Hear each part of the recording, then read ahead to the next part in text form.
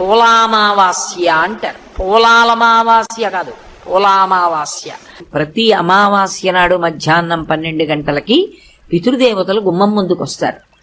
ఆ రోజు తప్పకుండా పితృదేవతల పేరు చెప్పి బ్రాహ్మణుడికి పొత్తరిస్తారు. పొత్తర అంటే పొడి పదార్థములు అని. అలా ఇవ్వకపోతే కనీసం 2 చేతులు ఊపి చూపించాలి. ఇక శ్రాద్ధకర్మ చెయ్యవలసిన రోజు, వాళ్ళ శరీరం విడిచిపెట్టేసిన రోజు. ఆ రోజు కడుపున పుట్టినటువంటి అన్నదమ్ములు అక్క చెల్లెళ్ళు కలుసుకోవాలి. కర్త మగపిల్లవాడు.